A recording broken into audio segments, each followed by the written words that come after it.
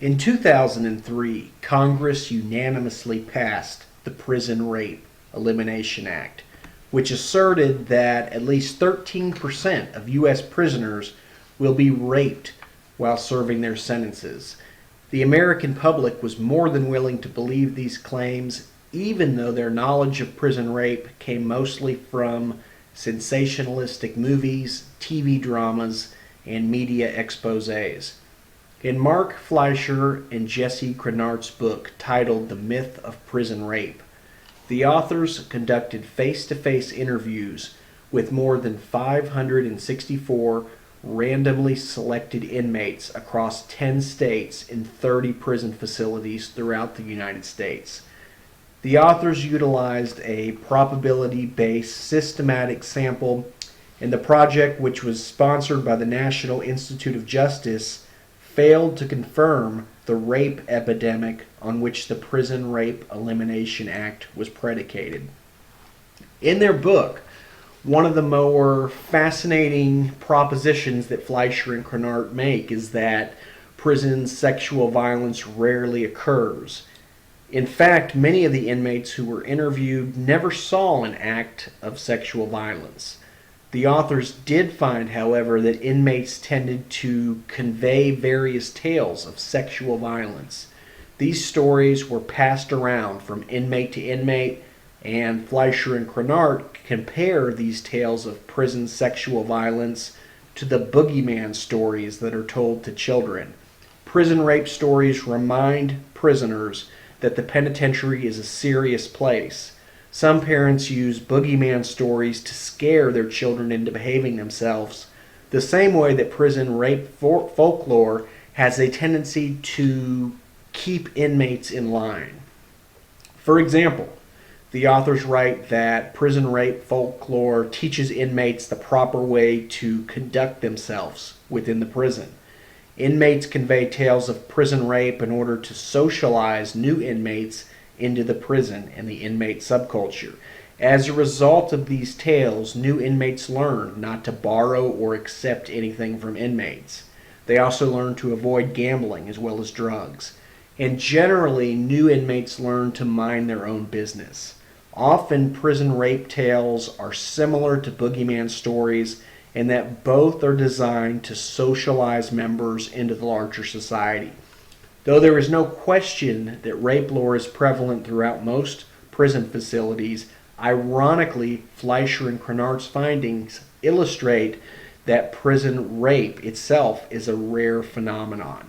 They argue that without a doubt, tales of sexual violence permeate throughout the prison, yet this does not mean that prison rape is prevalent. While the authors argue that prison rape is rare, they do not provide estimates as to the incidence of sexual violence within prison. Rather, they are concerned primarily with developing an understanding of what inmates know about sexual behaviors in prison, as well as how they learn and use this specialized knowledge in their everyday encounters throughout the prison. As you begin to read Fleischer and Krienert's book, it is likely that you may disagree with a few of their findings. In fact, the authors are aware of this, and in the opening chapter of their book, they ask the reader to table their assumptions of prison rape. They argue rather eloquently that unless you have actually done time, you have no direct experience with prison life. In fact, much of what the public knows has been gleaned from television shows, books, and movies. The authors conducted face-to-face interviews, and they argue that their findings are valid because there was a remarkably high level of consistency amongst the research subjects. Interestingly, the authors found that inmates living in both the East Coast and West Coast reported similar findings. While most subjects provided third-hand accounts of prison rape, they had very little first-hand knowledge. This may indeed be reflected by the fact that the vast majority of the inmate respondents reported little fear or worry about prison rape. Also, inmates consistently reported that correctional employees tried to keep inmates safe. Given their findings, Fleischer and Krienert reason that an incarcerated person who is pressed for sex is probably at a lower risk of being sexually assaulted than a co-ed pressed for sex at a drunken frat party. Fleisher and Krienert's study explores various dimensions of inmate sexuality. They contend that it was fairly easy to get subjects to talk and argue that inmates love to talk with outsiders, especially since outsiders rarely are people they get to talk with, and they may go several years without having a conversation with someone from the free world. The authors also argue they found the subjects to be forthright and honest, and believe that the inmates in the sample were not deceptive or dishonest. Incidentally, I too have conducted face-to-face interviews with inmates and have asked them questions which related to sensitive topics. Many of a sexual nature, the questions were designed to answer. And I too found that most inmates were very willing to talk and were generally not at all intimidated by questions which were of a sexual nature. Generally speaking, Fleischer and Krienert found that inmates tend to have a live and let live attitude toward prison sex, and they do not judge homosexuals in prison to be either immoral or depraved. Still, it is fair to say that the respondents condemned the behavior of inmates who sexually attacked other inmates. But as long as the behavior was consensual, the inmates in Fleischer and Krienert's sample, which was quite large, did not seem to have a problem with engaging in homosexual activity.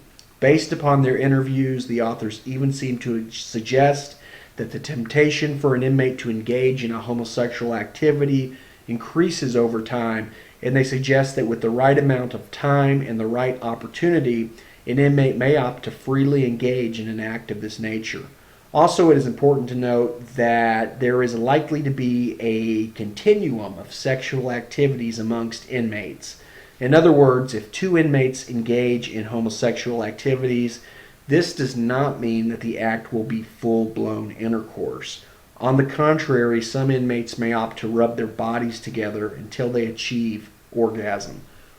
According to Fleischer and Krienert, this is an activity that is likely to occur amongst females. Usually the inmates will be clothed, and it's particularly prevalent among female inmates. In the second chapter of their book, Fleischer and Krienert examine more than 70 years of literature devoted to prison sex. First, they look at Joseph F. Fishman's classic study, Sex in Prison.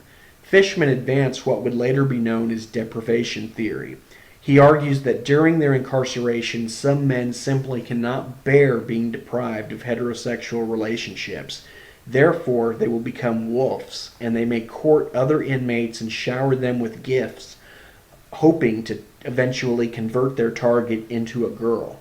Fishman also insinuates that wolves may eventually turn to violence in order to make an inmate succumb to their desires. Next, Fleischer and Krienert allude to Donald Clemmer's classic book, The Prison Community. Clemmer argued that straight convicts initiate sexual advances toward openly gay convicts. While Clemmer does not mention that this process is violent, he does allude to the fact that there may be fights that break out between jealous inmates who are competing for the attentions of the same man. Interestingly, Clemmer also acknowledges that the element of chance plays somewhat of a role in the degree to which an inmate becomes vested in the prison culture. For example, if an offender is given a job which separates him from other inmates and has a cellmate who is benign, it is likely that this inmate will have a less extreme vision of prison life than those offenders who are forced to live and work amongst hardcore inmates. Gresham Sykes' classic 1958 study, The Society of Captives, is also highlighted by the authors. Sykes argued that some prisoners were temporarily driven to engage in homosexual acts by virtue of their incarceration. He attributes these acts mainly to the deprivation of heterosexual relationships and argues that social sexual characteristics emerge, namely aggressive wolves and punks who are often the weaker prey. Beginning in the 1960s, prison scholars began to adopt less harsh ideas about the socio-psychological nature of prison homosexuality. In a study by Ward and Kassabaum, the authors asserted that homosexuality among female inmates was by and large a supportive activity that provided both social and emotional support. Subsequently, contemporary studies of female prisoners' sexuality have revealed that African American female inmates, as well as street lesbians, typically play the dominant stud role. Other researchers, such as Culbertson and Fortune, as well as Hensley and colleagues, have argued that female inmates establish pseudo-families, meaning that these offenders will play the roles of mothers, fathers, sisters, and so forth, and will often play these roles to a T in order to alleviate the pains of incarceration. Today, modern research which investigates the prevalence of prison rape in male facilities is also somewhat mixed and may differ according to a study's methodology. For example, Nasi and Kane found that 1 in 330 male inmates had been a target of sexual aggression. Nevertheless, less than 0.3 had actually been raped, 0.3%, meaning 1/3%. In another study, Tewksbury conducted a group-administered questionnaire with inmates and found that inmates estimated 14% of all the other inmates had been sexually assaulted or raped during their incarceration. Of course, it is important to point out that this estimate was based on a very modest sample size. Nevertheless, one finding that has consistently emerged in the past 25 years of research is that inmates' estimates of sexual coercion are much higher than self-reported incidents, substantially higher. And as we will soon see, this is consistent with Fleisher and Krienert's findings. The authors will show that while inmates are familiar with prison rape lore, they seldom have any first-hand knowledge of this phenomenon, and the vast majority of offenders have never seen a rape, let alone been the victim of one. Still, the myth of prison rape tells us quite a bit about prison culture. This will be a topic which shall be explored in depth in the next 2 sessions.